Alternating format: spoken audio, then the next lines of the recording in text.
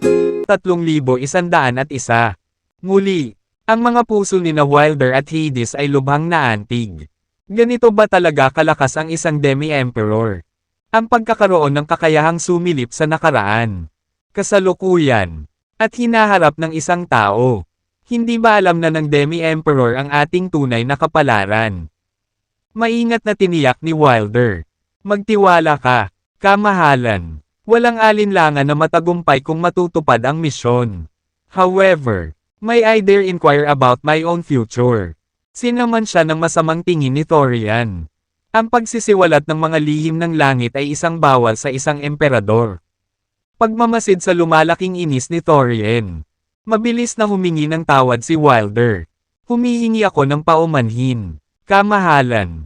Ito ay isang paglipas ng paghatol.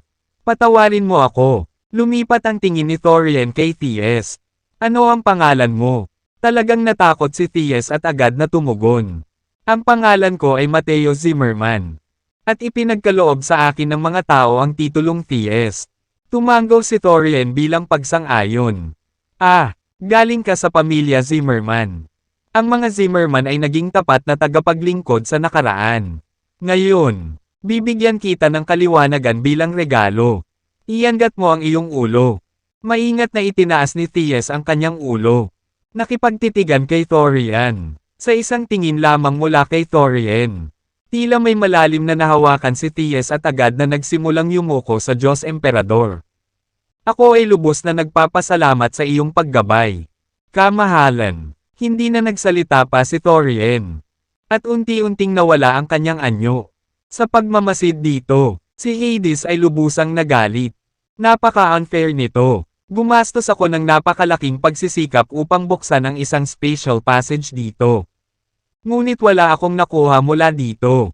Sa kabaligtaran, parehong sina Wilder at Thies ay pinagkalooban ng kaliwanagan ng walang anumang pagsisikap. Siya ay nasa bingit ng pagtapak sa kanyang mga paa at pagpapakawala ng isang string ng mga sumpa. Ngunit bago pa niya magawa, isang sinag ng liwanag ang biglang tumama sa spatial passage ni Hades. Kasunod ng nakakatakot na sigaw ni Hades. Ang spatial passage ay agad na nawala. Umalangaw-ngaw ang boses ni Thorian. Ang mga naninirahan sa Netherworld ay Liko at Tuso. Taksil at Tuso. Sila ay hindi karapat-dapat sa pag-iral sa mundong ito. Nagpakita ako sa iyo ng awa sa pamamagitan ng pag-iwas sa iyong buhay ngayon. Ngunit nang ahas ka pa ring magbulalas ng walang kaparirikon. Nang marinig ito, naiwan si Hades na nanginginig sa takot, na bumagsak sa lupa. Si Thorian ay nagpatuloy sa pagsipsip ng celestial elixir sa mismong kinatatayuan niya. Habang si Thies ay sumailalim sa isa pang pagliliwanag habang siya ay nakatingin sa mga mata ni Thorian. Boom! Boom! Biglang umalangaw-ngaw ang kulog sa himpapawid.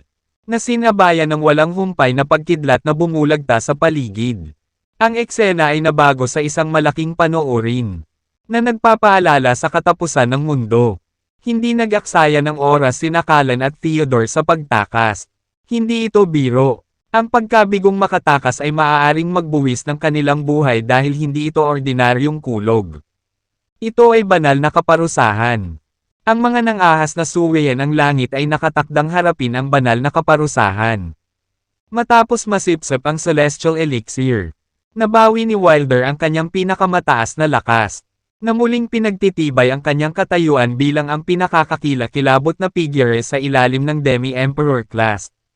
Higit pa rito, si Thies, kasunod ng kanyang pakikipagtagpo sa Diyos Emperor, ay nakamit ang isang kahanga-hangang tagumpay, na umakyat sa Nebula class. Pareho sa mga pag-unlad na ito ay mga hamon sa natural na kaayusan, na nag-aanyaya sa banal na kaparusahan. Sina Wilder at Thies ay humarap sa kani-kanilang mga banal na ganti. Kasunod ng mapang wasak na pambobomba, ang lupain ay naging isang tiwangwang na kaparangan, na bumalik sa isang estado ng sinaunang kaguluhan. Sina Wilder at Thies, bagaman malubhang nasugatan, ay mapalad na nakatakas ng buo ang kanilang buhay. Pareho silang napabalikwas ng ulo at humagalpak sa malakas na tawa. Ito ay isang testamento sa hindi kapani-paniwalang pakikipagsapalaran na hindi nila inaasahang nakatagpo sa kanilang mga buhay. Lumingon si Wilder kay Theus at nagsalita.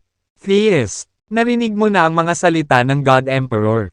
Mas mainam kung maaari mong akitin ang lahat ng sinaunang demonyong hayop sa aking lihim na kaharian ng Mount Kosh. Panay ang tango ni Theus. Huwag kang matakot, Lord Wilder. Hindi ko ipagkakanulo ang tiwala ng kanyang kamahalan. Sa bukas ng gabi, lahat ng sinaunang demonyong hayop ay magtatagpo dito. Confident ako na pagdating nila, hindi maiwasang sumunod si Dexter. Kapag dumating ang sandaling iyon, ipinamamanhik ko sa iyo, Lord Wilder, na huwag mo siyang kawan at hulihin siyang buhay. Magtiwala ka, hindi mo kailangang alalahanin iyon. Kasunod nito, sumugod sina Callan at Theodore. Magalang na yumuko kay Wilder. Binabati kita, Lord Wilder, sa iyong matagumpay na pagbabalik sa tuktok. Tumugon si Wilder nang walang pag-aalinlangan. Tipunin ang lahat ng miyembro ng Secret Realm ng Mount Kosh. Iposisyon sila sa isang ambas malapit sa Dragon's Vein. At maghandang hulihin si Dexter. Kung mabibigo natin siyang mahuli, ang lihim na kaharian ng Mount Kosh ay tiyak na mamamatay. Pagkatapos magsalita ni Wilder, tumalikod siya at umalis. Naiwan sina Callan at Theodore na walang magawa at nawalan ng pag-asa. Malinaw na hindi na pinapahalagahan ni Wilder ang buhay ng mga nasa Secret Realm ng Mount Kosh. Para kay Wilder, ang mga naninirahan sa Secret Realm ay mga gastusong pon lamang. Kapag tumigil na sila sa paglilingkod sa kanyang layunin, hindi siya magdadalawang isip na iwaksi sila. Lumilitaw na ang Secret Realm ng Mount Kosh ay nasa bingit ng pagkalipol na ngayon. Samantala, iniskan ni Theus ang lugar ngunit walang nakitang bakas ng Tiger King. Malamang na mabilis itong tumakas sa panahon ng pagsalakay ng banal na parusa. Iniiwasan ang kasunod na puot. Sa kabutihang palad, ngayong naabot na niya ang Nebula Class, madali niyang naramdaman ang lokasyon ng Tiger King. Nagmaterialize siya sa tabi ng Tiger King. Hari ng Tiger, kailangan bang magtago ng napakalayo? Ang biglang pagsulpot ni Theus sa tabi nito ay bumulaga sa Tiger King. Tulad ng inaasahan sa isang tao sa Nebula Class, ang iyong bilis ay talagang kapansin-pansin. Binabati kita sa iyong pagsulong. Theus, ngumiti si Theus at bumuwelo. Haring Tigre, pasalita lang ba ang ibinibigay mong pagbati? Paano naman ang ilang nasa salat na pasasalamat? Pagkatapos ng maikling paghinto, nakuha ng Tiger King ang isang mahalagang tableta. Ito ay isang spirit pill na nakuha ko mula sa pagkatalo sa isang sinaunang demonyong halimaw. Sana ay katanggap-tanggap ka, Theus. Gayunpaman, mapang-uyam na inalis ni Theus ang spirit pill na iniaalok ng Tiger King sa isang galaw. Naniniwala ka ba na ako, isang Nebula Class figure, ay magnanasa ng isang spirit pill lamang? Labis na namangha si Tiger King. Hindi nito inaasahan ang gayong kawalang galang mula kay Theus, na may hangganan sa kahihiyan. Magkatabi silang lumaban at tapat na mga kasama na lubos na nagtiwala sa isa't isa. Sa katunayan, ang mga Diyos ay kilala sa kanilang kataksilan, tuso, at kalupitan. Gayunpaman, hindi kayang guluhin ng Tiger King si Theus ngayong naabot na niya ang Nebula Class. Tumanggaw lang si Tiger King at humingi ng paumanhin. Taos puso akong humihingi ng tawad. Lord Theus, ang pinakamahalagang bagay na tinataglay ko sa ngayon ay ang spirit pill na ito. Tiniyak ni Theus sa kanya. No need to fret, ituloy natin. Dapat nating gawin ng mabilis ang gawaing ipinagkatiwala sa atin ng Diyos Emperador. Nang marinig ito, nakahinga ng maluwag si Tiger King at sumang-ayon. Oo, tama ka. Ang pagtupad sa mga utos ng God Emperor ang aming pangunahing prioridad. Sa pamamagitan nito, inihanda ng Tiger King ang sarili upang kumilos. Gayunpaman, itinigil ni Theus ang pag-unlad nito. At sinabing, Panginoong Hari ng Tigre, maghintay sandali, nakakunot ang noo. Nagtanong si Tiger King, Lord Theus, may kailangan pa ba kayo? Kakaakyat ko pa lang sa Nebula Class at tiniis ang banal na parusa. Ang aking pisikal na katawan ay pinatuyo. At talagang kulang ako ng lakas upang magpatuloy. Papasanin mo ba ako sa likod mo? Hindi makapaniwalang tumawa si Tiger King. Nagbibiro ka ba? Lord Theus, isa kang Nebula-class powerhouse. Paano ka maaaring makaranas ng pagkapagod? Bukod dito, kahit na ako ay pagod, mabilis kong maibabalik ang aking sarili sa pinakamataas na kalagayan sa pamamagitan lamang ng pagbubuhos ng espiritual na enerhiya. Malamig na sinabi ni Theus, Hari ng Tiger, unawain mo ito. Binibigyan kita ng utos, hindi nakikisali sa isang talakayan. Biglang hinawakan si Tiger King ng isang pakiramdam ng pag-iisip. Lord Theus, ano ang ibig mong sabihin dito? Tama na ang Saturday. Lumuhad kagad at maging bundok ko. Kahit na may kamangmangan si Tiger King. Hindi niya makaligtaan ang malinaw na layunin sa likod ng mga salita ni Theus. Gusto talaga ni Theus na magsilbi siyang bundok. Hindi napigilan ni Tiger King ang kanyang galit. Siya ang maringal na haring tigre. Ang pinuno ng lahat ng mga hayop. Paano siya maaaring yumuko ng napakababa upang magsilbi bilang isang bundok para sa ibang tao? Buong tapang na umuungal. Umatras siya ng ilang hakbang. Mariing nakalock ang tingin niya kay Theus. Theus, hindi mo dapat masyadong itulak ang mga tao. Babala niya, ngunit tumawa lang si Theus. Hindi nagpakita ng pagsisisi sa kanyang ginawa. I must confess, medyo naging high-handed ako ngayon. Ano ang maaari mong gawin tungkol dito? Lumuhad kaagad at lagdaan itong Master-Servant Agreement. Kung hindi, ang buong angkan mo ay haharap sa lubos na pagkalipol. Sa mga salitang ito, ipinakita ni Theus ang isang Master-Servant Agreement kay Tiger King. Dagandong. Galit na galit. Ang Tiger King ay umungal sa galit at naglunsad ng isang pag-atake kay Theus, na mabilis na nakalaban. Gayunpaman, ang pag-atake nito ay isang pagkukunwari. Bigla itong tumalikod at tumakas. Ngumisi si Theus. Nakita niya ang pandaraya ni Tiger King sa isang casual na pagwagayway ng kanyang kamay. Nagpakawala si Theus ng napakalaking puwersa mula sa kanyang palad na nagtulak kay Tiger King sa lupa, na naging dahilan upang hindi ito magawa at nagdulot ng pagtalsik ng dugo mula sa bibig at ilong nito. Dagandong. Tiger King, bagamat mapanghamon, ay hindi nakatakas sa napakatinding puwersang dumidiin dito. Naglabas si Theus ng panghuling ultimatum. Tiger King, binibigyan kita ng huling pagkakataon. Maglingkod bilang aking bundok. Aiele ang iyong buhay sa paglilingkod sa akin. At itakwil ang anumang pag-iisip ng paghihimagsik. Ulipulin ko ang iyong buong angkan. Nang makasalubong ang tingin ni Theus, sa wakas ay nakaramdam ng takot ang makapangyarihang haring tigre. Walang alinlangan na kung tatanggihan nito si Theus. Tiyak na aagawin ng huli ang buhay nito. Para sa mga taong tulad ni Theus, ang mga emosyon ay hindi umiiral. Dahil sa takot sa nakamamatay na hangarin sa mga mata ni Theus. Nag-aatubili si Tiger King na iniyuko ang kanyang marangal na ulo at sumang-ayon. Payag ako, si Theus, na nasisiyahan sa pagsusumiting ito, ay pinirmahan ang labis na kahihiyang Tiger King sa kasunduan ng Master Servant, na tinatakan ang kanilang kaayusan. He then arrogantly declared, ngayon mas ganyan, halika, aking kabayo, pumailang lang ka sa langit at utusan ang mga hayop. Dagandong. Dagandong. Dagandong. Nag-aatubili. Lumipad si Tiger King. Bitbit si Theus sa likod nito. Namana ni Theus hindi lamang ang mga kasanayan ni Thorian kundi pati na rin ang isang kayamanan ng kaalaman. Kabilang ang Beast Control Order. Lumulutang sa himpapawid. Binigkas ni Theus ang Beast Control Order. Isang utos na umalangaw-ngaw sa buong lupain at dinala kasama ng mga ulap sa kakaibang dalas. Ang mga sinaunang demonyong hayop mula sa bawat sulok ng kaharian ng tao. Nang marinig ang tawag na ito, ay tumigil sa kanilang pagtulog sa panahon ng taglamig at nagtipon sa kalangitan. Tumingin sa direksyon kung saan nagmula ang tunog. Ang tinig na sumasalamin sa mga sinaunang demonyong halimaw ay hindi mapag-aalinlanganan sa Beast King. Naghudyat ito ng isang mahalagang paghahayag buhay ang Beast King. Ang mga alaala ng isang panahon kung kailan pinamunuan ng Beast King ang isang makapangyarihang sangkawan ng mga demonyong hayop upang suportahan ang mga Diyos sa kanilang pag-atake sa sangkatauhan ay bumalik. Ang kanyang espiritu ay isa sa sigla at sigasig.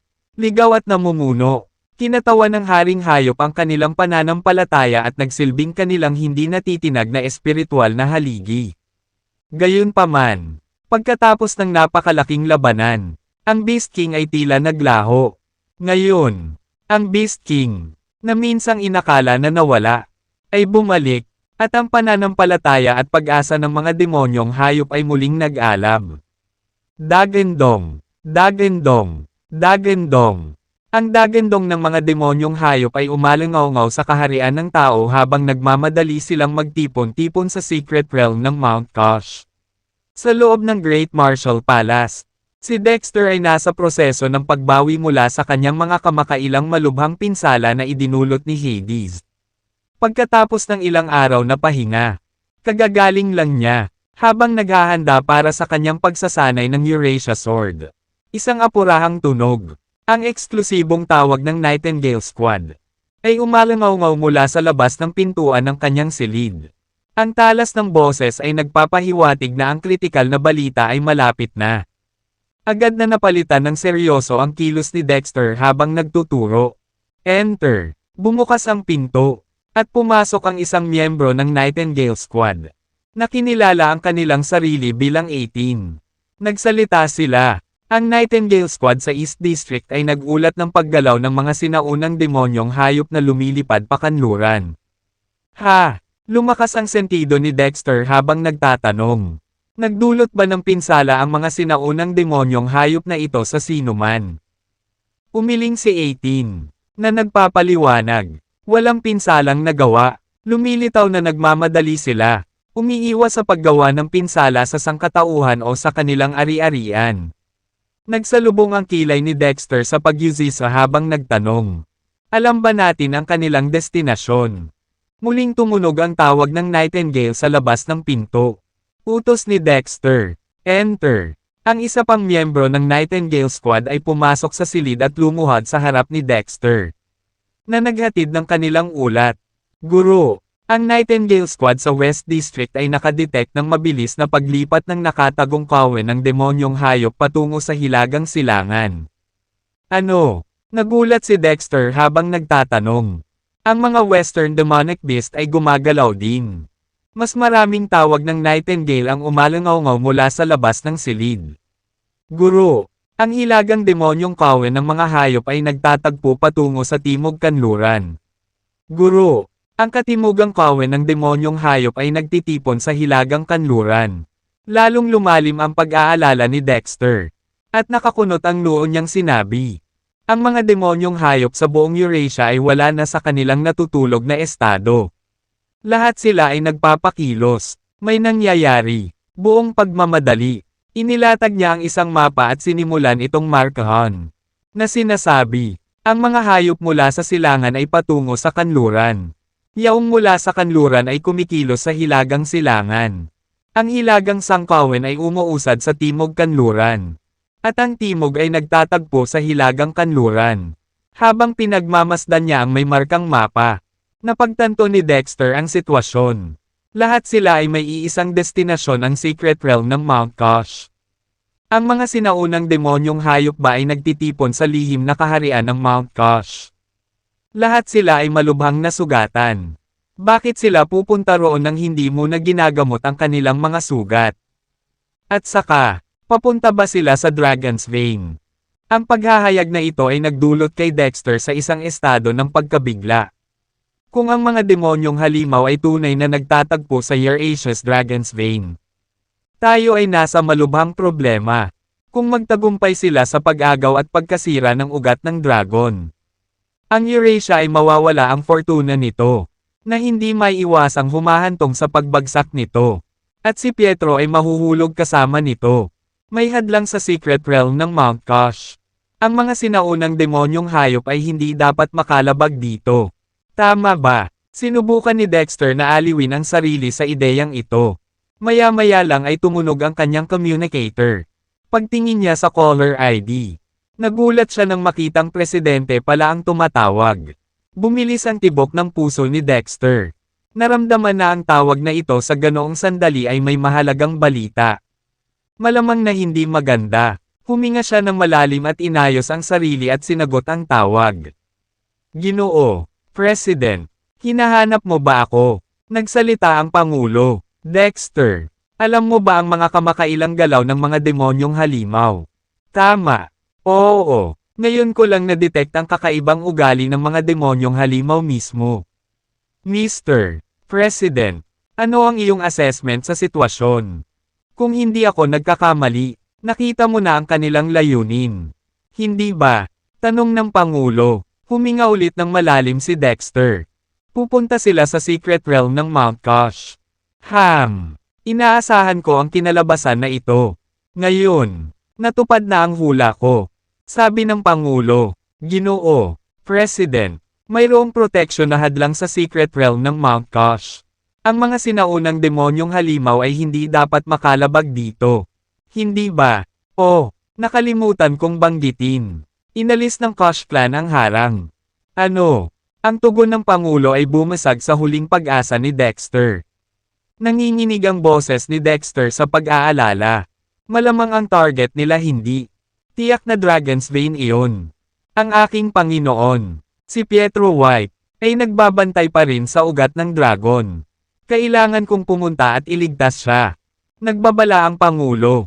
Teka, Dexter. Dapat ay prangka ako sa iyo. Ito ay maaaring maging isang bitag. Isang balangkas laban sa iyo. May isang taong sadyang umaakit sa iyo sa lihim na kaharian na may layuning alisin ka. Ang kanilang bitag ay Maceland. Walang tahi. Ang pagpunta doon ay isang bagay ng buhay at kamatayan. Na may mga posibilidad na nakasalansan laban sa kaligtasan.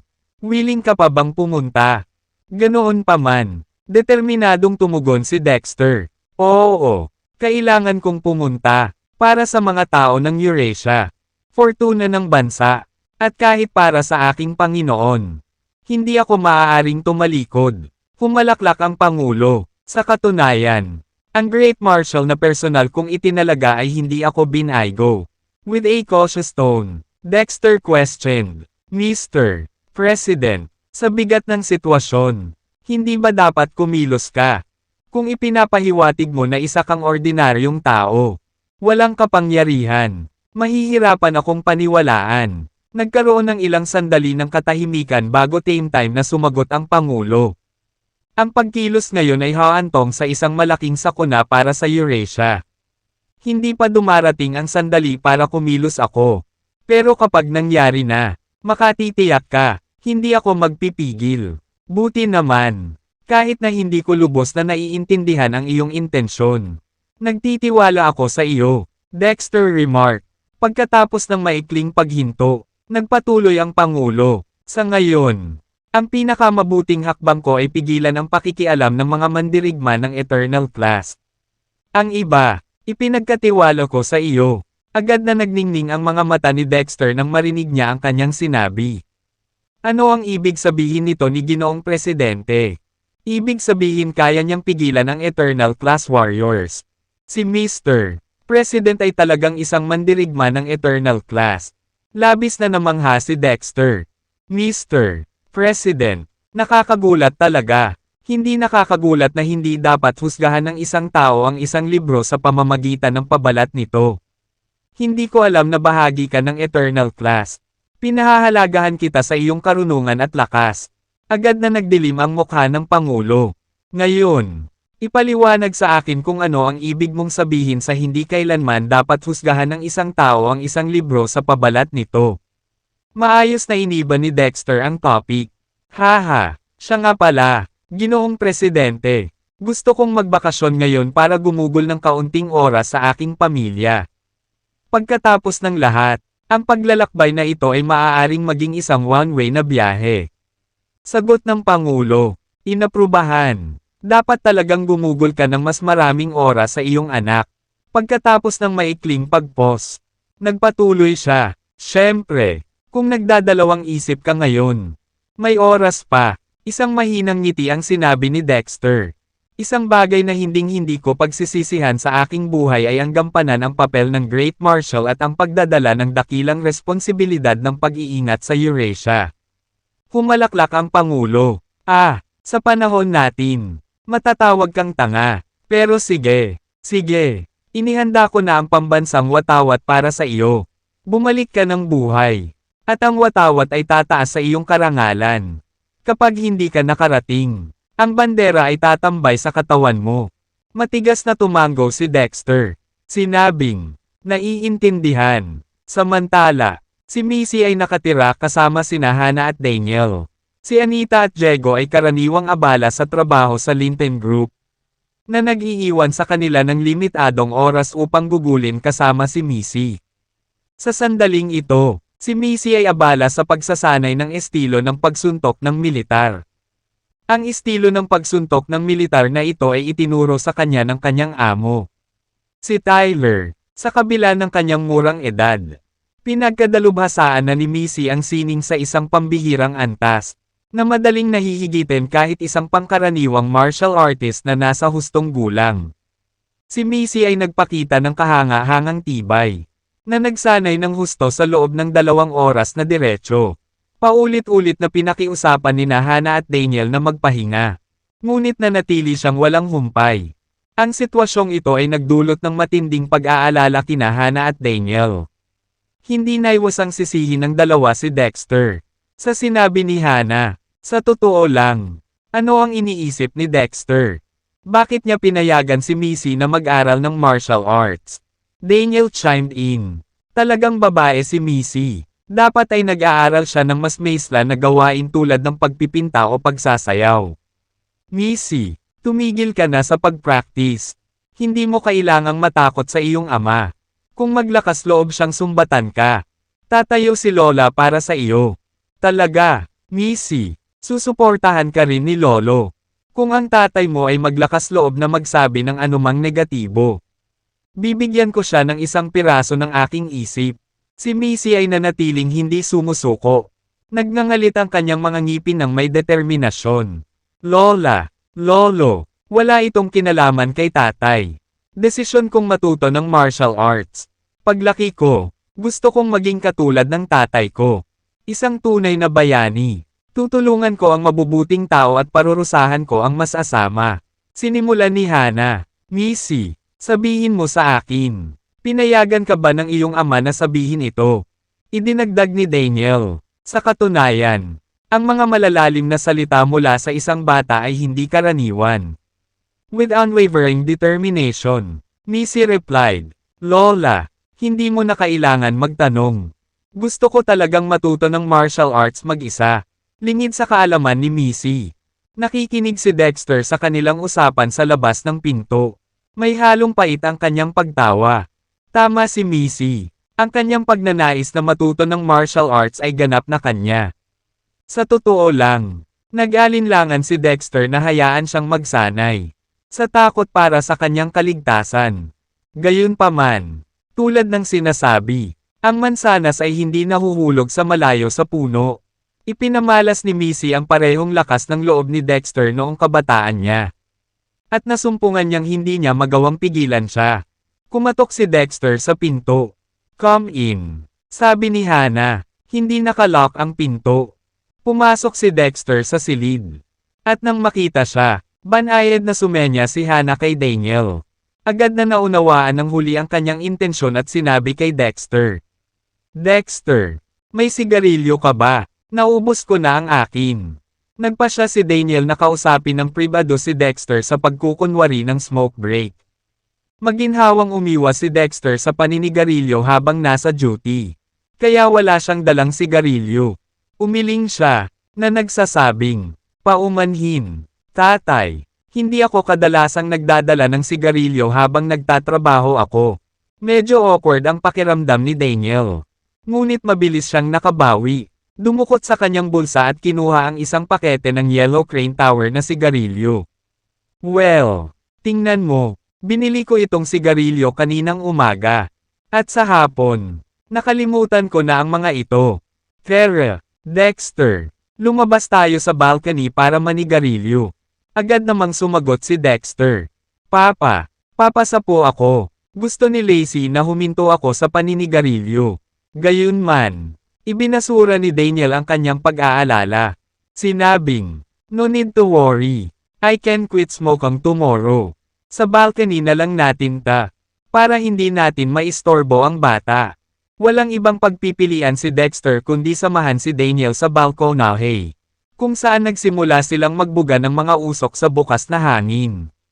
Nang samantalahin ang tamang sandali, tinanong ni Daniel si Dexter. Dexter, sabihin mo sa akin, ano sa tingin mo ang pag-aaral ni Missy ng martial arts? Sumagot si Dexter, sa tingin ko, walang pagkakaiba kung si Missy ay nagsasanay ng martial arts o hindi. Nakahinga ng maluwag si Daniel. Mabuting malaman. Simula ngayon, hindi na itutuloy ni Missy ang kanyang martial arts practice. Ang mga lalaki ay dapat na sanay sa kahinhinan, habang ang mga babae ay dapat na pinalaki sa ginhawa at kasaganaan. Ang isang batang babae ay dapat lumaki sa isang mas magandang kapaligiran. Paano niya natitiis ang paghihirap sa murang edad?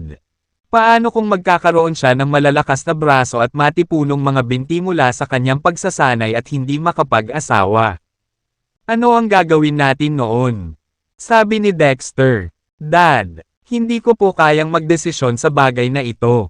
Tanungin mo si Missy. Kung tutuusin, hindi ako ang nag-ayos ng martial arts training. Si Missy na mismo ang nagpumilit. Daniel expressed his frustration, saying, Dexter, bakit ang tigas ng ulo mo? Hindi mo ba nakikita na nagagalit ang nanay mo? Linawin ko, kung ipagpatuloy mo ito at mawala ang galit niya. Kahit ako ay wala akong magagawa. Talagang nawala ng masabi si Dexter. At sinabing, Tatay, tapat ako rito. Si Missy mismo ay naninindigan sa pag-aaral ng martial arts. Hindi ko sinasadyang ayusin. Nagtataka si Daniel ng tingin kay Dexter. Ganoon ba? Dexter affirmed. Siyempre totoo. Bakit ako magkakaroon ng dahilan para lokohin ka? Sinuri ni Daniel ng mabuti ang ekspresyon ni Dexter ngunit hindi niya makita ang anumang palatandaan ng panlilinlang. Sa bandang huli, kahit si Daniel ay medyo nataranta, na nagsasabing, well, kakaiba iyon. Paano magkakaroon ng ganoong interes ang isang binibini sa martial arts? Bumalik ang dalawa sa sala, kung saan si Missy ay masigasig pa ring nag-practice ng kanyang military punching style. Si Hana ay nagbabalat ng ubas para sa batang babae. Naaawa sa kanya, nagsuot ng naiinip na ekspresyon si Missy. Lola, nasa kalagitnaan ako ng pagsasanay. Pwede bang huwag mo akong istorbohin? Sumagot si Hana. Ang pagsasanay ay pagsasanay, at ang pagkain ay pagkain. Posibleng gawin ang dalawa ng sabay. Naglagay ako ng maraming pagsisikap upang matiyak na ikaw ay busog at malusog. Hindi ka namin maaaring magutom at magpapayat ngayon. Hindi nakaimik si Missy. Lola, nakakita ka na ba ng bida na sumisigaw ng pagkain habang sumusuntok? Wala akong pakialam. Dapat mong kainin ang lahat ng mga ubas na ito. Mabuti sila sa kalusugan mo. Giit ni Hana, si Missy, na walang magawa, ay bumaling kay Dexter para humingi ng tulong. Daddy, please talk some sense to Lola. Ngayon, tunay na kumbinsido si Daniel na kusang loob ni Missy ang martial arts. Umiling siya at bumantong hininga. Hana, please stop interrupting her practice. Kung nasiyahan siya, hayaan siyang magpatuloy. Malaki ang pag-asa ko kay Missy.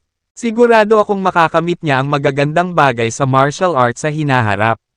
Patuloy niya, biglang nabalisa si Hana. Daniel, paano mo nasasabi yan? Pinaparinig mo na parang wala akong pakialam kay Missy. Noon, mas gugustuhin kong magutom ako para lang masigurong busog si Missy. Pero ngayong nagsimula na si Missy sa martial arts, tingnan mo na lang kung gaano karaming timbang ang nawala sa kanya. Hindi ako papayag. Ibinuhos ko ang aking puso at kaluluwa sa pagpapalaki sa batang ito. At dapat kong tiyakin na siya ay malusog sa lahat ng bagay. Please, magpakabait ka at kumain ka na. Napa-facepalm sa galit. Si Missy ay nalilito kung ano ang gagawin. Sa huli, wala siyang ibang choice kundi kainin ang mga ubas na pinalaba ni Hana para sa kanya. Sa wakas ay sumili ang ngiti sa mukha ni Hana nang matapos kumain ang dalaga. With pleading eyes, Missy gazed at Dexter and said, Daddy, marami sa mga kaklase ko ang nagsimulang pumasok sa martial arts school kamakailan. Gusto kong sumali sa isang martial arts school para matuto rin ng martial arts. Okay lang ba iyon? Bilang tugon sa tumitinding tensyon.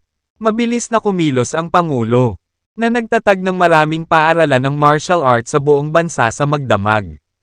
Hinikayat niya ang mga kabataan na yakapin ang martial arts, na idineklara ito bilang trend ng hinaharap. Sa isang iglap, ang mga kabataan sa buong bansa ay nabihag ng martial arts, na pumasok sa larangan ng martial arts ng may matinding sigasig. Alam ni Dexter na dahil sa pagiging mapagpasensya ni Daniel at Hannah, malinaw na hindi makatutuhanang asahan si Missy na magsanay ng martial arts sa bahay. Sa makatuwid, ang pag-enroll sa kanya sa isang martial arts school ay ang pinakamahusay na desisyon. Masaya siyang sumang-ayon. Sige, walang problema. Sa hindi inaasahang pagkakataon, si Hannah ang unang nagpahayag ng kanyang pagtutol.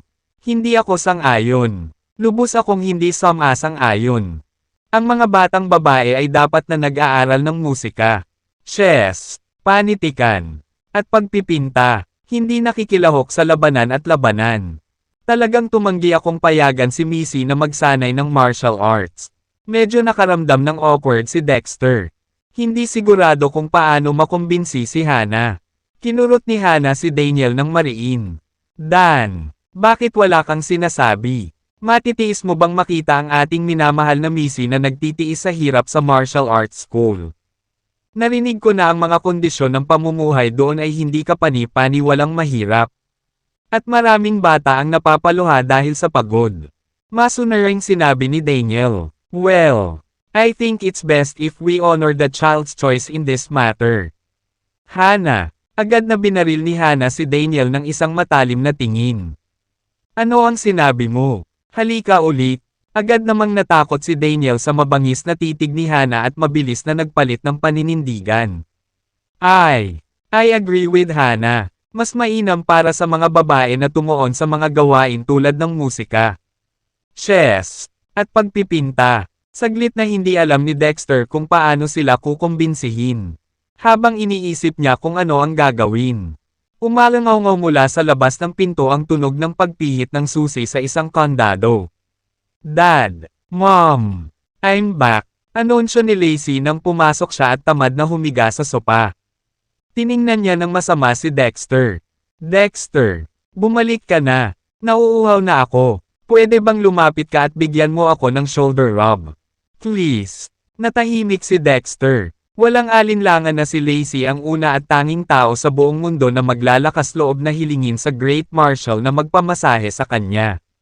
Gayunpaman, bumalik siya sa tamang oras. Makatutulong siyang hikayatin ang mga matatanda. Humakbang si Dexter na nakangiti habang tinutulungang makatayo si Lacey. Vera, balik na tayo sa kwarto. Nakakuha ako ng ilang mga pamamaraan ng masahe kamakailan mula sa Pangulo.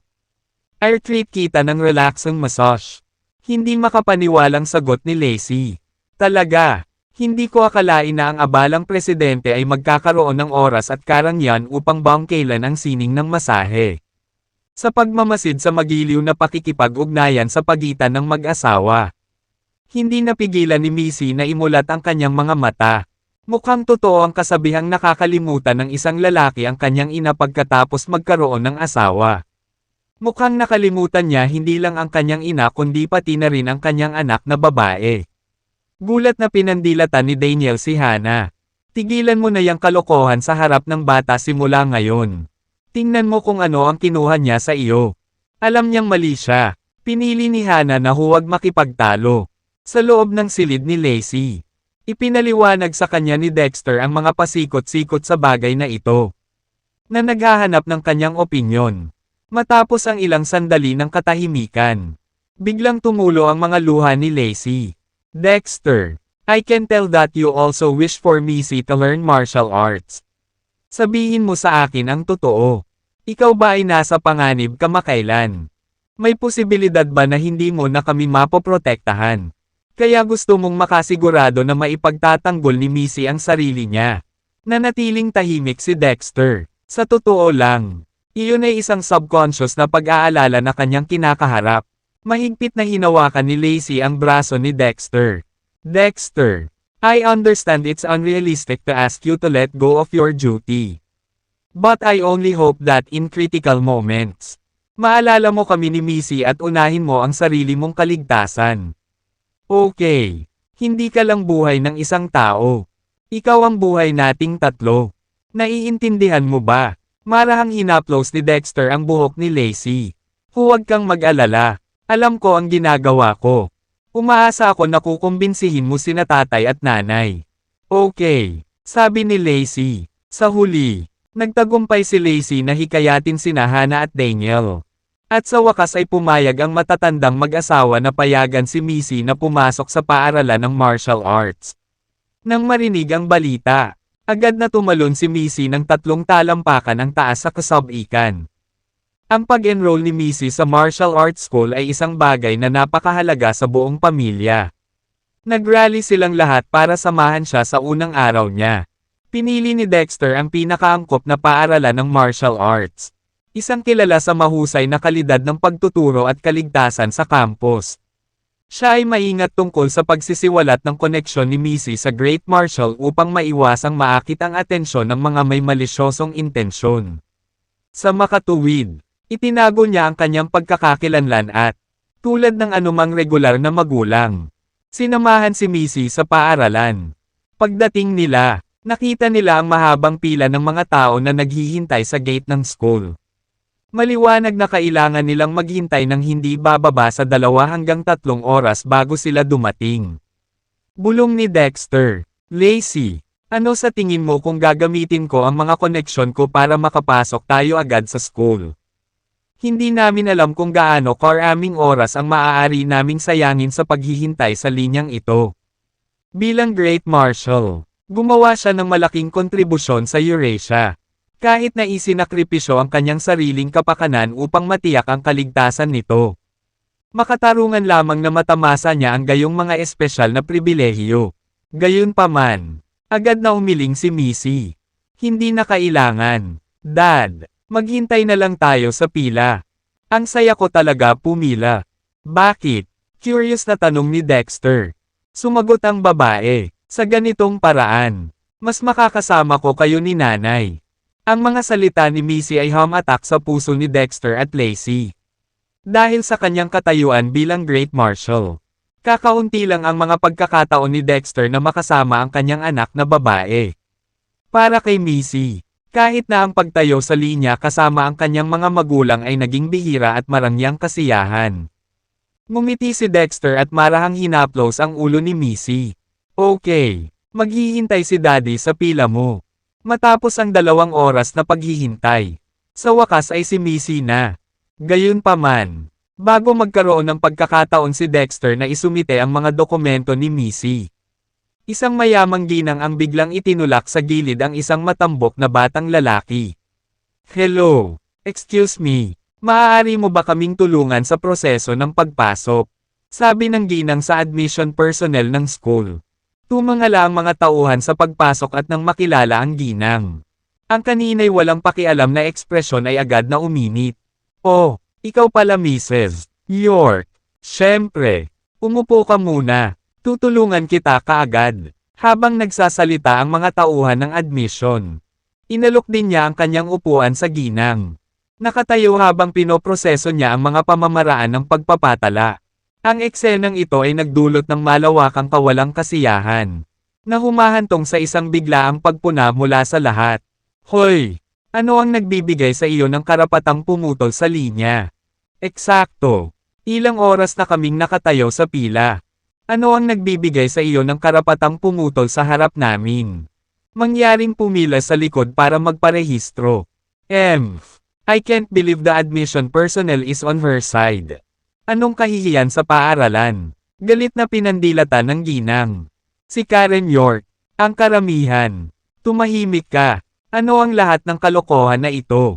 Kung sino man sa inyo ang maglalakas loob na magsabi ng isa pang salita.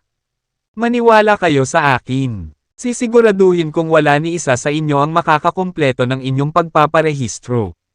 Ang mga tao ay tumugon sa mapanuksong sneakers. So, hindi tayo pwedeng magparehistro dahil lang sa sinabi mo. Sino ka sa tingin mo? Huwag ipagpalagay na magagawa mo ang gusto mo dahil lamang sa mayroon kang koneksyon sa mga tauhan ng pagpasok. Isusumbong namin ito sa mga awtoridad. Sumagot si Karen.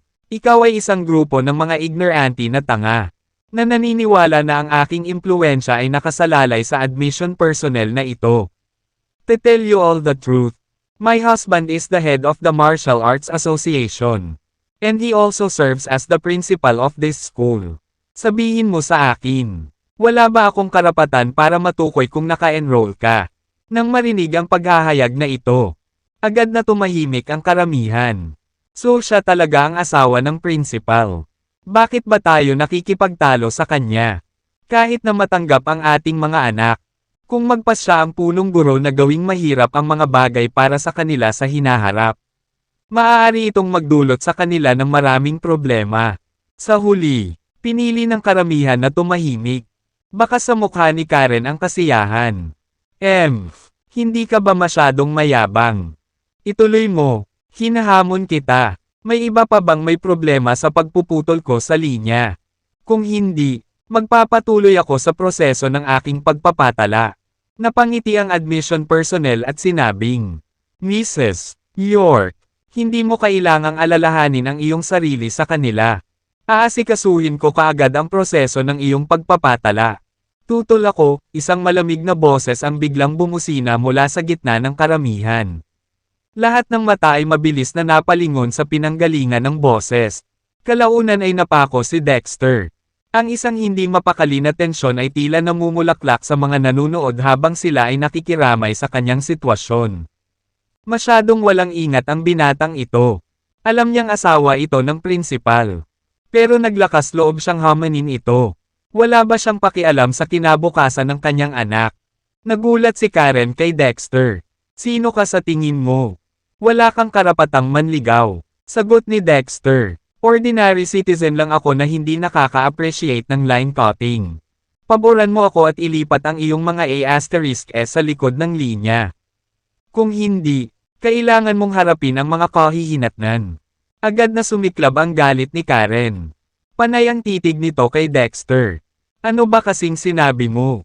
Ulitin mo ang sinabi mo. Sinabi mo lang bang ilipat ko ang A*S ko? Sabi ni Dexter. Tama. Sinabi ko sa iyo na ilipat ang iyong mga A*S sa likod ng linya. Sumabog sa galit si Karen. Tuluyang nawala ang galit. Di asterisk man ikaw. Tapos ka na. At gayon din ang iyong anak na babae. Markahan ang aking mga salita. Walang pagkakataon na ang iyong anak na babae ay matanggap sa paaralang ito. Higit pa sa anumang paaralan ng martial arts sa bansang ito. Maaari niyang kalimutan ang tungkol sa pagtahak sa landas ng isang martial artist sa buhay na ito. Nakaramdam si Dexter ng lungkot sa kanyang puso nang marinig ang mga katagang iyon. Ang sistema ng Martial Arts Association ay lumilitaw na malalim na sira.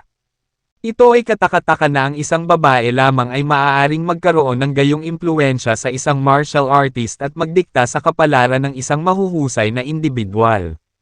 Nahumahad lang sa kanya sa pagsunod sa landas ng martial arts. Ang hindi mabilang na martial arts prodigies sa Eurasia ay malamang na nilustay ang kanilang potensyal dahil sa mga tiwaling insidente. Sa pagkakataong ito, ang komprehensibong pag-aayos ay talagang kailangan. Tanong ni Dexter, bakit hindi ma-admit ang anak ko sa martial arts schools? Huminto sandali si Karen at ngumisi. Kung gusto mo talagang mag-enroll ang anak mo sa isang martial arts school. Very well. Bibigyan kita ng pagkakataon. Kung matatalo ng anak mo ang anak ko, sapat na iyon. Si Karen ay may hindi natitinag na tiwala sa kanyang anak na si Bob York. Siya ay gumamit ng pinakamahusay na pribadong tagapagturo sa bansa para sa kanya. At siya ay lubos na nakatuon sa kanyang pagsasanay sa martial arts. Sa asensya, kakaunti ang mga kapantay na makakalaban sa kanyang kakayahan. Lalo pa ang isang batang babae na tila mahina at walang kakayahang saktan kahit isang langaw. Lumingon si Dexter kay Missy at tinanong, Missy, ano ang iniisip mo dito? Pulang-pula ang mukha ni Missy. Hindi may tago ang excitement. Noong nakaraan, palagi siyang nagsasanay ng mag-isa sa bahay. Nagsasanay ng mag-isa ng walang anumang karanasan o pagkakataon sa totoong mundo. Noon pa man ay pinangarap niyang makasali sa isang tunay na labanan. Tulad ng kanyang ama, ngayong nasa harapan na niya ang pagkakataon. Walang paraan na tumanggi si Missy. Gayunpaman, hindi ito binigyang kahulugan ni Karen at ng mga nanunood sa ganoong paraan. Nasaksihan ang pamumula ng mukha ng batang babae. Natural nilang inakala na natatakot si Missy. Si Karen ay nalulugod at mayabang na ekspresyon. Habang ang mga tao ay lalong nabalisa. Paano mo mabubuli ang isang batang babae? Sweetie, kahit anong gawin mo, huwag kang magpapaloko. Pinipilit ka lang nilang i-provoke. Napakabata pa ng babae niya. Ang kanyang pangangatawan ay hindi kapantay ng lalaki. Walang ganap na paghahambing sa dalawa. She actually has the audacity to propose a martial arts challenge. Napakawalan Gia. Galit na sigaw ni Karen. Tumahimik nga kayo. Magsabi ka ng isa pang salita at malalaman mo ang kahihinatnan. Well, lalaban ka ba o hindi? Kung wala ka, magwala ka. Wala akong oras para dito. Sa ilalim ng pagsisiyasat ng mga nanunood, binigkas ni Missy ang isang pangungusap na ikinagulat ng lahat. Tinatanggap ko ang hamon.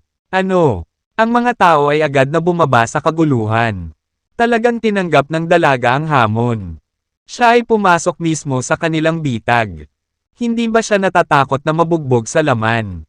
Habang ang kanyang tapang ay kapuri-puri.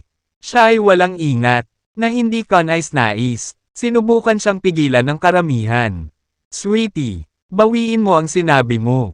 Hindi magiging maganda ang mga bagay para sa iyo kung sa huli ay masasaktan ka. Alam kong napakalakas ng kalaban mo. Paano kung tuluyan kang baldado? Paano ka mabubuhay kung ganoon?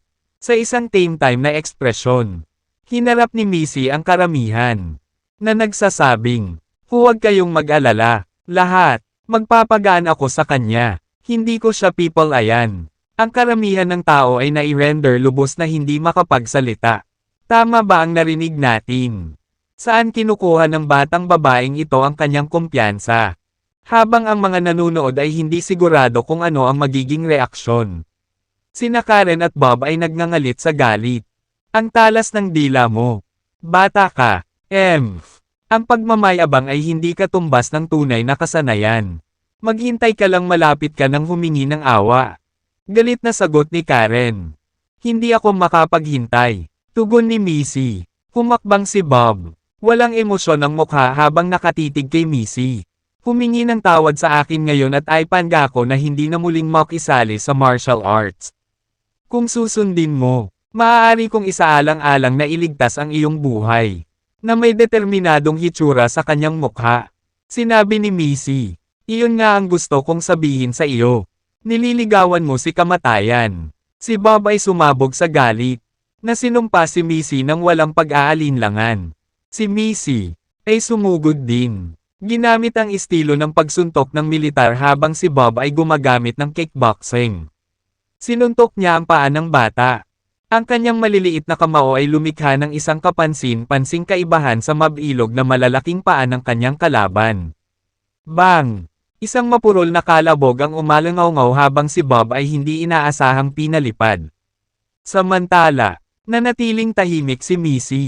Hindi kumikibo kahit isang pulgada. Ikinumpas niya ang kamay niya. Baka sa mukha niya ang disgusto. Og! Ang bango! Malamang na hindi naghugas ng paa si Fatty ng ilang araw. Isang malamig na bugzo ng hangin ang dumaan sa lugar. At natahimik ang mga tao. Nakatitig sila ng may dilat na mga mata. Pilit na paniwalaan ang eksenang nangyayari sa kanilang harapan. Pinaglalaroan ba tayo ng ating mga mata? Talaga bang pinalipad ng tahimik at maisla na batang babae na ito ang isang mabilog na batang lalaki? Nahigit sa 2 beses ang bigat kaysa sa kanya. Wow! Matigas talaga ang batang ito. Ito ay kasiya siya. Umalangaw-ngaw ang mga tawanan at hiyawan sa karamihan. Natarante si Karen. Sumugod sa gilid ng chubby boy. Bob! Okay ka lang. Bob! Mangyaring huwag mo akong takutin. Nagalit din ang mga admission personnel. Parang bagyo ang kanyang galit. Tuturuan kita ng leksyon. Brad! Maghintay ka. Sampal. Walang saglit na sinampal ni Dexter ang admission personnel. Ang kailangang mawala ngayon ay ikaw. Tinakpan ng admission personnel ang kanyang mukha. Ang kanyang malisyosong tingin ay nakatutok kay Dexter. How dare you hit me? Tapos ka na. I swear I'll make you guys spend the rest of your lives in prison. Sampal. Isang sampal ulit ang ibinigay ni Dexter sa kanya. Tumahimik ka. Ang sampal na ito ay nagdala ng mas malakas kaysa sa nauna. Na nagtulak sa mga tauhan ng pagpasok sa himpapawid hanggang sa mapunta siya sa tabi mismo ni Bob. Ang mga tauhan ng pagpasok ay nasa tabi ng kanyang sarili sa galit. Ngunit nagawa niyang pigilan ang kanyang galit. Sa halip, binhaling niya ang atensyon sa chubby boy sa tabi niya. Ginang. York. Kumusta si Mr. Bob? Dadalhin ko na ba siya sa ospital? Ang mga iyak ni Karen ang nagpagising kay Bob mula sa kanyang pagkatulala. Nang magkamalay na siya, napaluha siya, umiiyak, masakit, masakit. Nagtawanan ang mga tao. Nakakatuwa ang batang ito. Umiiyak siya matapos bugbugin ng isang babae. Humarap si Missy kay Dexter at tinanong, Daddy, di ba sabi mo mahina ako? Kung ganoon, bakit ko natalo ang chubby boy na ito ng ganoon kadali? Tinapik ni Dexter ang ulo ng kanyang anak.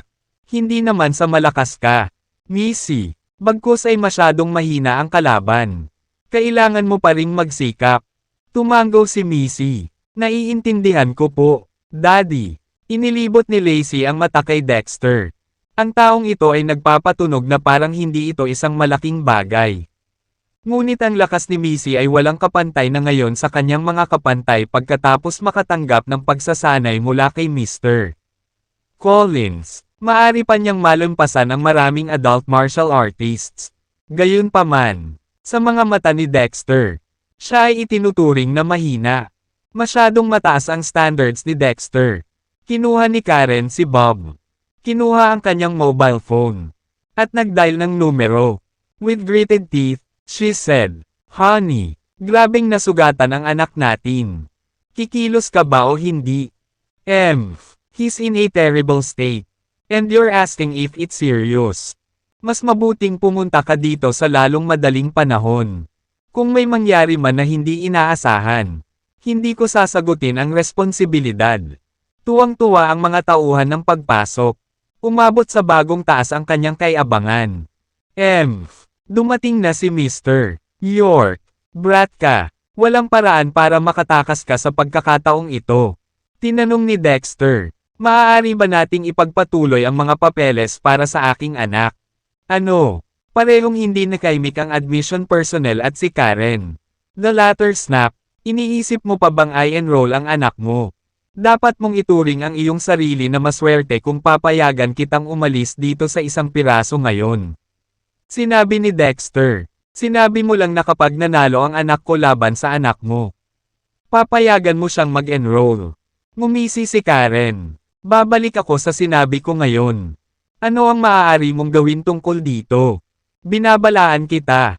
Hindi lang ang anak mo ang hindi makakapag-enroll ngayon, kundi ang mga anak ng lahat ng naruroon ay hindi rin makakapag-enroll. Huwag mo akong sisihin. Kung sino man ang sisihin. Ang batang babae na ito na hindi alam kung kailan dapat huminto. Napatulala ang mga tao, dahil hindi nila inaasahan na madadamay sila sa bagay na ito. Pinag-isipan nila kung paano lutisin ang sitwasyon. Isinasaalang-alang na nakaapekto ito sa kinabukasan ng kanilang mga anak. Kinaweyan ni Dexter ang kanyang kamay. Senyales na tumahimik ang mga tao bago siya magsalita. Lahat, please rest assured. Sisiguraduhin kung makakahanap tayo ng kasiyasang resolusyon sa usaping ito. Kung may mga manggugulo na ganito sa paaralan, ano ang mabuting may dudulot nito sa ating mga anak na pumasok? Ang lahat ng kanilang mararanasan ay pagsasamantala at pang-aapi, nang hindi natututo ng anumang tunay na kasanayan. Sisikapin kong maibalik ang isang malinis at walang sira na paaralan ng martial arts, kung saan ang mga bata ay may patas na pagkakataon na makipagkompetensya. Paf! Tumawa si Karen. Nagtataka talaga ako kung sino ang nagbigay sa iyo ng lakas ng loob na sabihin iyon. Hindi mapakali si Dexter na libangin siya at pasimpleng tumawag sa telepono. Makalipas ang 10 minuto, isang Hummer ang sumugod. Huminto sa tabi ni Karen. Bumaba sa kotse ang isang lalaking nasa katanghaliang gulang at biglang sumigaw. "Nasaan ang anak ko? Kumusta siya?" Dali-dali siyang nilapitan ng mga admission personnel. "Ginoo, York, narito ka. Huwag kang mag-alala. Naayos ko na ang doktor ng paaralan na gamutin ang mga sugat ni Mr. Bob." Inihagis ni Karen ang sarili sa lalaki. Sa mga bisig ni Albert York. At nagsimulang humikbi. "Hobby, kailangan mong tumayo para sa akin at kay Bob." Hindi sinasadyang nabangga sila ni Bob. At nagsimula silang mag-away sa kanya at sa akin. Tingnan mo lang siya, namamaga lahat ng mukha niya. Mabilis ding nagreklamo ang mga admission personnel kay Albert. "Oo, Mr. York. Ang mga taong ito ay masyadong hindi makatwiran at marahas. Nagsalita lang ako ng salita ng hustisya para kay Mrs. York at Mr. Bob. At binugbog nila ako." Nagdilim ang mukha ni Albert. Nakatuon ang tingin kay Dexter, na nagmumula sa matinding puot at galit. "Sobra na ito. Ang pagpayag sa isang tulad mo sa isang paaralan ng martial arts ay isang malaking panganib sa ating lipunan. Brat, magtiwala ka na hindi kita papakawalan ng walang parusa. Kung mayroon kang anumang mga koneksyon, ngayon na ang oras upang gamitin ang mga ito. O kung hindi, maaari kang magsimulang maghanda para sa iyong libing." Nagsimulang magpaliwanag ang mga tao. "Mr. York, ang sitwasyon ay hindi kung ano ang tila. Oo, ang asawa mo ang naunang pumutol sa iba. Eksakto. Mapapatunayan natin ang nangyari." Nilaibat ng nagyayelong tingin ni Albert ang mga tao. "Itikom ninyo ang inyong mga bibig. Mga mababang buhay. Wala kang masasabi sa bagay na ito. Huwag mo nang simulan kung sino ang may kasalanan dito. Kahit na tayo ang may kasalanan. Anong awtoridad ang mayroon sa inyo para asarin ang anak ko?" Ang kanyang mga salita ay agad na nag-alab ng matinding galit sa mga nanunood. Nabubuhay tayo sa panahon ng pagkakapantay-pantay. Sa anong batayan mo kami binansagan bilang mababang buhay? Eksakto. Public servants din kayo. Sino ang nagbigay sa iyo ng awtoridad na kumilos ng mayabang? Isusumbong kita sa Martial Arts Association. Tumawa ng mahina si Albert. "Isumbong mo ako. Bueno. Kung mayroon kayong lahat ng katapangan. Sige at gawin ito. Ngunit hayaan mo akong linawin ang isang bagay. Mayroon akong malaking koneksyon sa loob ng Martial Arts Association. At maraming kaibigan sa matataas na lugar. Ang iyong mga reklamo ay walang anumang bigat. Siya nga pala, Timmy. Siguraduhing itala ang mga pangalan ng mga individual na ito at idagdag sila sa blacklist ng Martial Arts School. Nabubuhay sila sa isang mundo ng pantasya kung naniniwala silang makakatuntong sila sa ating Martial Arts School o sa Martial Arts Association." Ang mga tauhan ng pagpasok. Si Timmy York ay agad na sumagot. "Tiyak, Mr. York. Papansinin ko agad." Dahil doon, naging abala si Timmy. Nagdilim ang mga ekspresyon ng mga nanunood. Ang kanilang mga emosyon ay naghalo-halo ng panghihinayang at pagkadismaya. Napagtanto nila na hindi nila sinasadyang naligay sa alanganin ang mga prospect ng kanilang mga anak. Gayunpaman, humakbang si Dexter at hinarap ang mga tao, na nagsasabing, "Huwag kayong mag-alala. Lahat, nagsimula ang insidenteng ito dahil sa akin. At handa akong tanggapin ang responsibilidad para dito. Bibigyan kita ng masinsinan at kasiya siyang paliwanag." Ngumuso ng masama si Albert. "Dapat alalahanin mo muna ang sarili mo. Sabihin mo sa akin. Pinaplano mo bang hawakan ang bagay na ito sa publiko o pribado?" Tanong ni Dexter. "Paano natin ito haharapin sa publiko o pribado?" Sagot ni Albert. "Publicly. Isusumbong kita sa Martial Arts Association. At ilang taon ka na lang makulong. At, kung ikaw ay mapupunta sa likod ng mga bar, ikaw ay aking bilanggo. Pahihirapan kita ng paunti-unti. Privately, magduel tayo. Babaliin ko ang iyong mga binti at braso. Mananatili kang pile." Bahagyang ngumiti si Dexter. "Let's just settle this private. Pwede ba?" Sinubukan ng mga tao na pag-usapan si Dexter. Binata, ipinapayo ko sa iyo na huwag kumilos ng padalos-dalos. Ginoo, ang York ay dating martial arts elite ng ating lungsod sa kanyang kalakasan. Pambihira siyang malakas. Narinig ko ang mga alingaw-ngaw na nakita rin niya ang pakikipaglaban. Na may dugo sa kanyang mga kamay. Papatayin ka talaga niya. Kahit na hindi ka nag-aalala para sa iyong sariling kapakanan. Dapat mong isipin ang tungkol sa iyong asawa at mga anak. Huwag mag-alala, kung magtitipon tayo at maghaharap ng isang sama-samang petisyon. Tiwala ako na bibigyan tayo ng mga awtoridad ng paliwanag. Napatingin si Dexter sa mga tao na may pasasalamat. Salamat sa lahat para sa iyong mabait na payo. Ngunit ang aking isip ay buo na. Hindi na kailangan ng karagdagang talakayan. Napabuga ng malakas na tawa si Albert. Kahanga-hanga. Siguradong may lakas ka ng loob. Dahil doon, sumugod si Albert kay Dexter. Kalahati. Ang pangangatawa ni Albert ay talagang kahawig ng isang mabigat na bundok. At ang kanyang bilis ay kahanga-hangang matulin. Sa kanyang pagtakbo, siya ay kasing bilis ng isang humaharurot na sasakyan na walang ingat. Ang kanyang napakaraming presensya ay sapat na upang magtanim ng takot sa puso ng sinuman. Si Dexter naman ay nanatiling hindi kumikibo. Walang balak na lumaban. Natural. Inakala ng lahat na nasa state of shock pa rin si Dexter.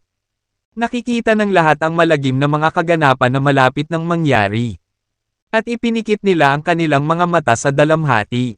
Hindi nasaksihan ang nalalapit na pagdanak ng dugo. Sa isang kisap mata ay nauna na si Albert kay Dexter na hindi pa rin kumikibo. Sa sumunod na sandali, biglang umalangaw-ngaw ang isang matalim na snap. At naitulak si Albert ng 12-dosenang metro ang layo sa isang kisap mata. Sa huli, ang kanyang katawan ay nakalawit sa isang sanga ng puno. Na umuugoy-ugoy nang siya ay nawala ng malay. Ano ba naman? Lahat ng naruroon ay nanlaki ang kanilang mga mata sa lawak na tila sila ay malapit ng lumabas sa kanilang mga saksakan. Anong nangyari kay Mr. York? Paano siya biglang lumipad sa malayo? Hindi siya lumipad ng mag-isa. Pinalipad siya ng ibang tao. Nakakagulat ang matingkad na pulang tatak ng kamay sa kanyang mukha. Sino ang sumampal sa kanya? Si Dexter ba? Pero nakatayo lang doon si Dexter at hindi gumagalaw. Banal na creepy. Nakakatakot ito. Nagpalitan ng tingin sina Timmy at Karen bago umatras ng ilang hakbang. Na naglagay ng distansya sa pagitan nila ni Dexter. Humakbang si Dexter at hinayla pababa si Albert mula sa sanga ng puno. Bumagsak si Albert mula sa sanga. Nagising sa matinding sakit. Nanlaki ang mata niya sa takot. Tumingin siya kay Dexter. Ito ba? Ikaw ba? Paano? Paano ka magiging napakalakas? Sino ka ba talaga? Sagot ni Dexter. Maliit na prito lang ako. Nabanggit mo ang pagkakaroon ng ilang mga koneksyon. Tama ba? Siguro oras na para ipatawag mo sila para tulungan ka. Napagtanto niya na kung hindi niya haharapin ang mga taga-suporta ni Albert. Kahit nalutisin niya ang agarang isyo na ito. Malamang na mas maraming problema ang lalabas bilang kinahinatnan nito. Kaya naman, nagpasya siyang harapin ang ugat ng problema. Natigilan si Albert. Hinihiling mo ba sa akin na tumawag para sa mga reinforcement? Of course. Walang pakialam na sagot ni Dexter. Ngumisi si Albert. Napakagaling. Mayroon kang lakas ng loob. Maghintay ka. Aayusin ko ang score sa iyo ngayon para sigurado. Walang sino man ang makakaunawa sa matinding sakit na tiyak na nagpahirap kay Albert habang binibigkas niya ang mga salitang ito. Dahil ang kanyang mukha ay sinaktan ni Dexter. Na nagre-resulta sa matinding paghihirap sa bawat kaunting galaw. Kinuha niya ang cellphone niya at tumawag. Hoy, Master Carson. Ako ito. Albert. Ako. Inatake na ako. Bully ang lalaki. Sinisiraan pa niya ang sekta namin. Lahat tama. Hihintayin kita. Nasa loob ako ng school. Matapos tapusin ang tawag, pagod na bumangon si Albert. Isang malamig na ngiti ang nabuo sa kanyang mga labi. Malapit nang dumating ang aking Panginoon. Si Carson York. Kilala siya sa kanyang hindi natitinag na pangako sa aming sekta. Ininsulto mo lang ang sekta natin. At nagalit ang amo ko. Hindi ka niya ililibre ng madali. Baka kitilin pa niya ang buhay mo. Kung luluhod ka at hihingi ng tawad ngayon, maaaring maliit pa ang pagkakataon mong mabuhay. Napangiti si Dexter. Hindi ko naman sinira ang sekta mo ngayon lang. Pwede ko bang itanong kung saang sekta ka galing? Buong pagmamalaking sinabi ni Albert. Ang Supreme York Sect mula sa Mount Zedif. Sabi ni Dexter na may interest. Oh, parang pamilyar ang pangalan na ito. Habang nagsasalita siya, kinuha niya ang kanyang tagapagbalita at nagsimulang maghanap ng impormasyon tungkol sa Supreme York Sect. Hindi nagtagal. Sinabi niya, nakikita ko, lumalabas na ang Supreme York Sect ay may kasaysayan ng pakikipagtulungan sa Petal Blade. Noong araw na si Petal Blade ang Great Marshal, ang Supreme York Sect ay gumawa ng maraming kaiyahiyang bagay para sa kanya. Kabilang ang pagpataw ng mabibigat na buwis at pagpapakasawa sa panununog, pagpatay, at pagnanakaw. Gayunpaman, nang harapin ang mga panlabas na banta, ang Supreme York Sect ay hindi lamang umiwas sa pagtatanggol laban sa mga kalaban na ito ngunit sa halip ay humingi ng malaking pondo para sa pagtatayo ng mga kuta. Napinili ang isolationism bilang isang paraan ng pangangalaga sa sarili. Para bang hindi sapat na masama iyon. Minamanipula pa ng Supreme York Sect ang mga tao. Nagpakalat ng mga seditious remarks. Karapat-dapat sila sa kamatayan. Tinadyakan ni Albert ang paa niya at nagmura. The asterisk man you. How dare you insult my sect?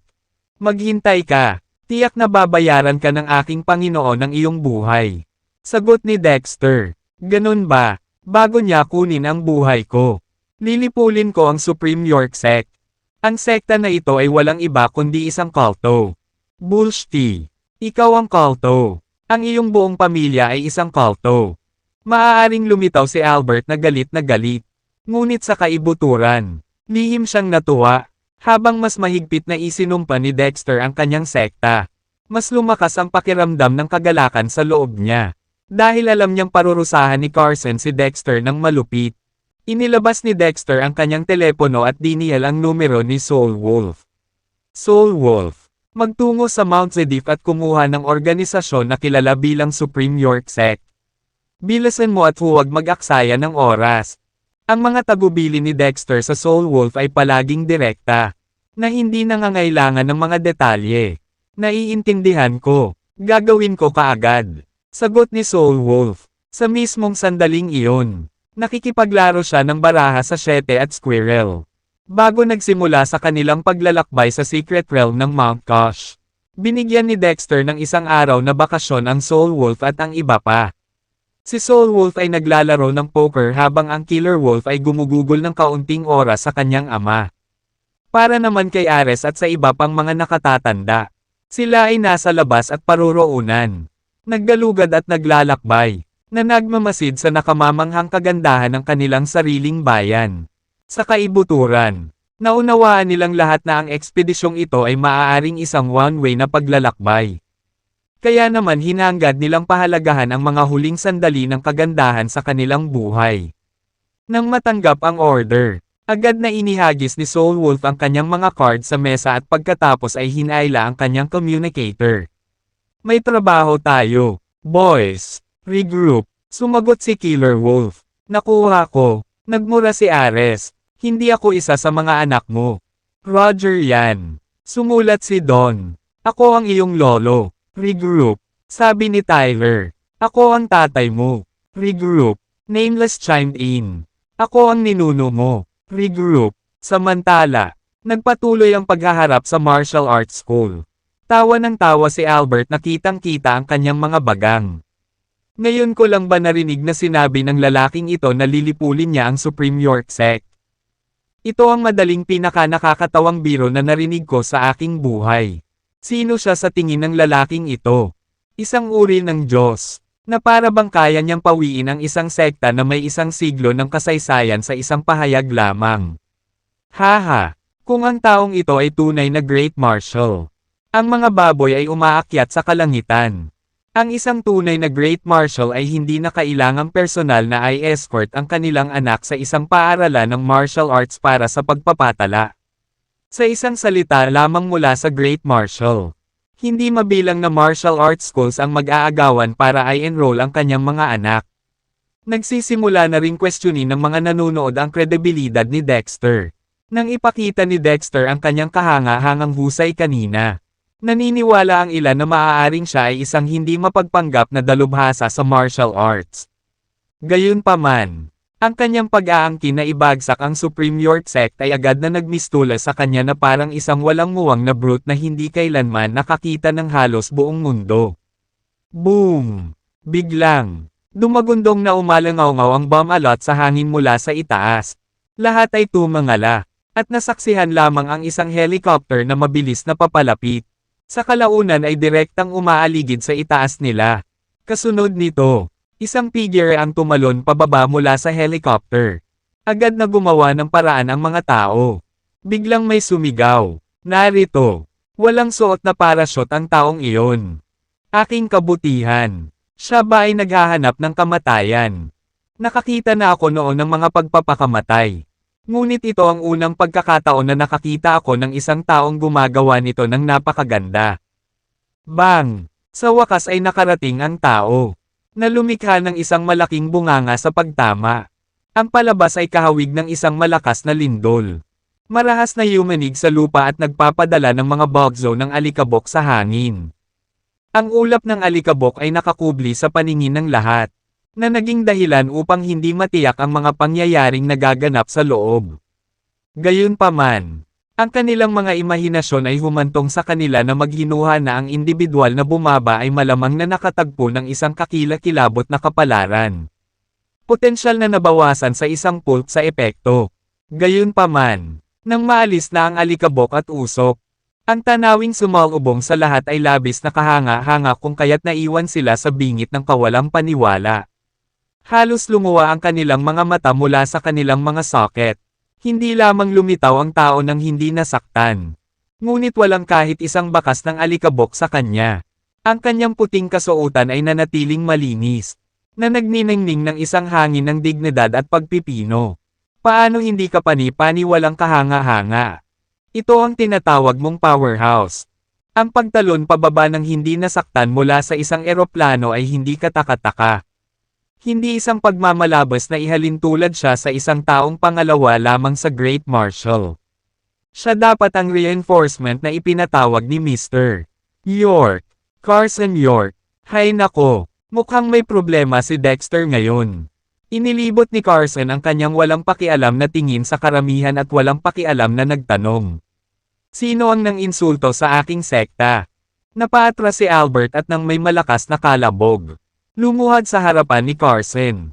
Na binibigkas. Pagbati. Master Carson. Ito ay ganap na kasalanan ko. Hindi ako sapat at nabigo akong pangalagaan ang dangal ng aming sekta. I deserve nothing less than death for my incompetence. Walang kwenta. Binigyan ng sipa ni Carson si Albert. Na nagpatamba sa kanya. Paano ako napunta sa isang walang kwentang pamangkin na tulad mo? Talo sa iba at umaasa pa rin na panindigan kita. Sabihin mo sa akin, sino ang nang insulto sa ating paaralan? Agad na tinuro ni Albert si Dexter at sinabing, Master Carson. Siya po. Ininsulto niya sa publiko ang Supreme York Sect. Nga pala, nagbanta lang siya na lipulin ang buong sekta natin. Tumingin si Carson kay Albert na may pag-aalinlangan. Hindi ka naman gagawa ng kwento para lang disiplinahin ko siya. Di ba? Kahit 10 beses ang tapang ng batang iyon. Hindi siya maglalakas loob na sabihin na kaya niyang sirain ang sekta natin.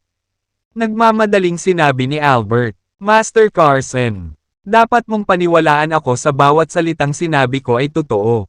Kung hindi ka naniniwala sa akin. May surveillance footage. Kukunin ko ang footage para makita mo.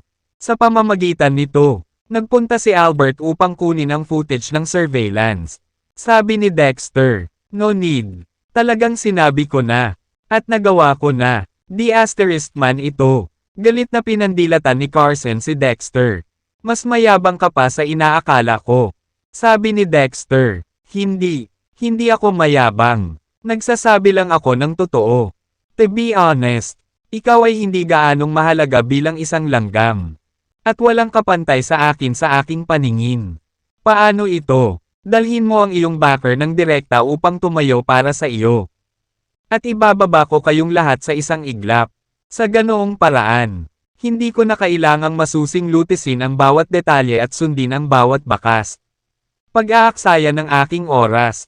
Ang kalokohan. Kung siya ay mayabang ngayon lamang. Ngunit ngayon ito ay isang lantarang provocation. Ito ay hindi mabata. Agad na nag-alab ang galit ni Carson. Namumuo ang mga ugat sa mukha. Nagsalita siya. Bawat salita ay may bantas ng galit. Kung gusto mo ng kamatayan, pagbibigyan kita. Akin ang buhay mo. Kinasuhan ni Carson si Dexter na may layuning pumatay.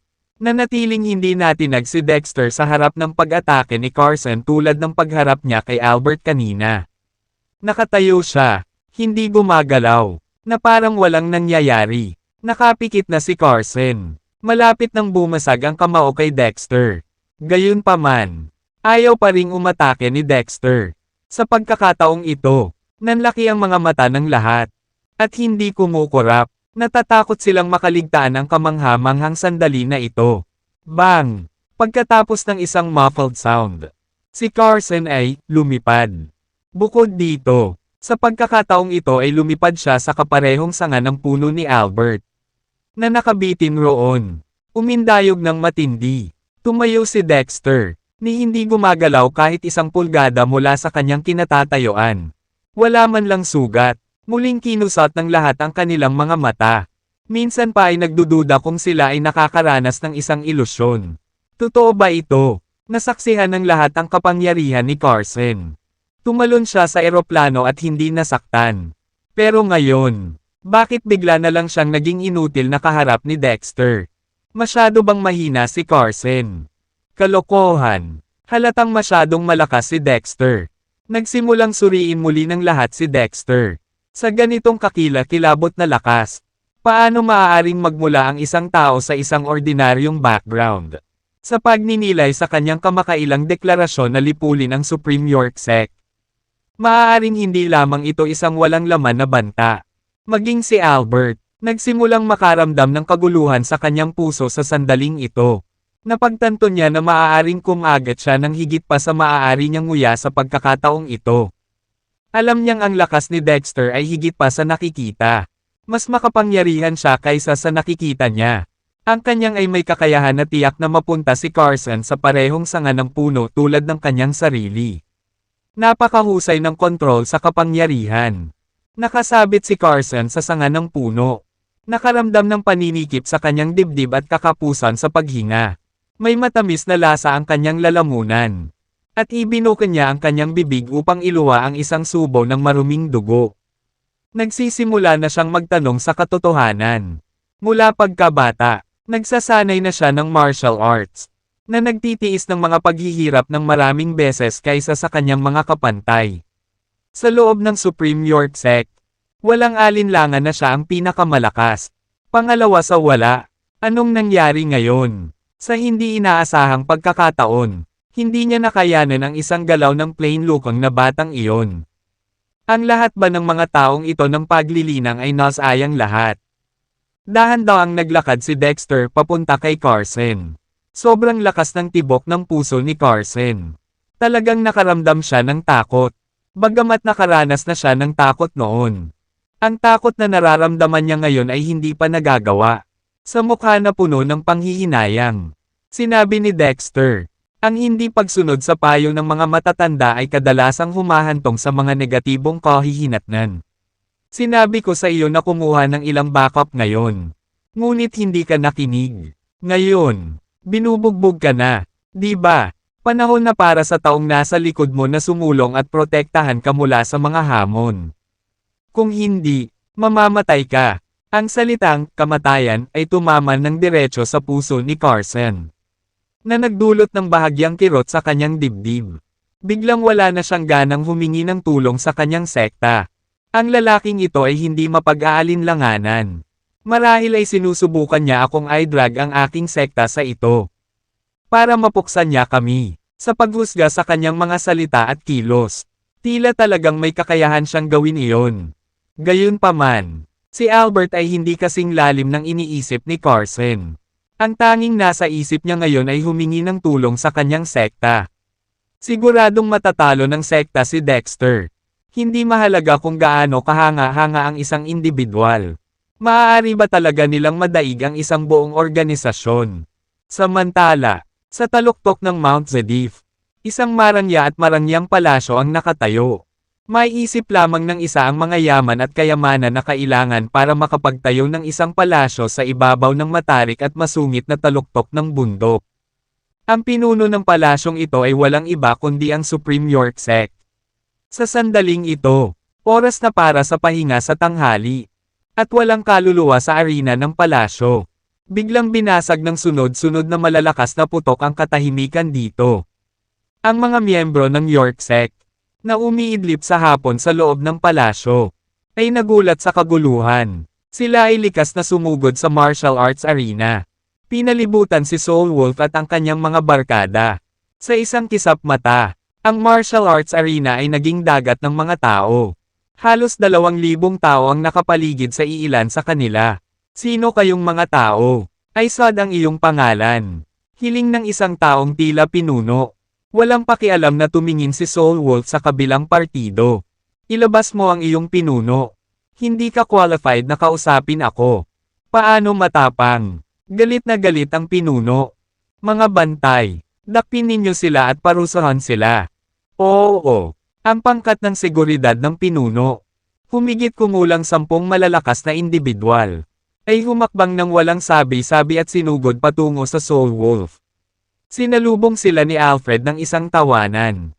Hayaan mo munang magpainit ang matandang geezer na ito. Bang! Bang! Bang! Matapos ang sunod-sunod na suntok, lahat ng gwardya na namumuno sa koponan ay natamba sa lupa. Bagamat hindi nasugatan si Alfred. Humihingal siya na parang toro. Halos lumuwa ang mga mata sa mga saksakan. The Asterisk Man 8. Pagod na ako. Pagod na talaga ako. Ako, hindi ko na kayang lumaban. Pag may dumating pang 2 tao, siguradong ipapatumba nila ako. Ang nag-iisang lobo, kasama ang iba, ay nanunuya kay Alfred. Ang galing niya sa pag-arte ay sobrang The Asterisk Man poor. Alam nilang lahat ang lakas ni Alfred na celestial class. Sa katunayan, ang pakikitungo sa 10 tinatawag na malakas na gwardya ay kasing dali ng pagbuga ng alikabok. Ang kanyang kasalukuyang estado ng pagkapagod ay pawang isang gawa, na idinisenyo upang akitin ang pinuno ng pangkat na gumawa ng isa pang hakbang. Sa ganoong paraan, ito ay magbibigay sa kanya ng pagkakataong mag-unat ng kanyang mga kalamnan. Naniniwala talaga ang team leader at ang grupo niya na physically exhausted si Alfred. Pagkatapos ay pumili siya ng 20 malalakas na lalaki upang umaban. Hinarap ni Alfred ang labanan na may tame time na ekspresyon. Bang! Bang! Bang! Pagkatapos ng isa pang magulong away, lahat ng 20 malalakas na lalaki ay nagkalat sa lupa. Pagod na pagod si Alfred sa pagkakataong ito kaya hindi na siya makabangon sa lupa. Nababalot ng alikabok ang kanyang katawan at nagtamo siya ng mga minor injuries. Wala na siyang lakas para ipagpatuloy ang pakikipaglaban. Masyado siyang makapangyarihan. Hindi ako kapares sa kanya. Kusang loob kong aminin ang pagkatalo. Lalong lumilitaw ang panghahamak sa mga mata ni Soul Wolf at ng iba pa sa kanya. Lihim na nabigla ang pinuno ng pangkat.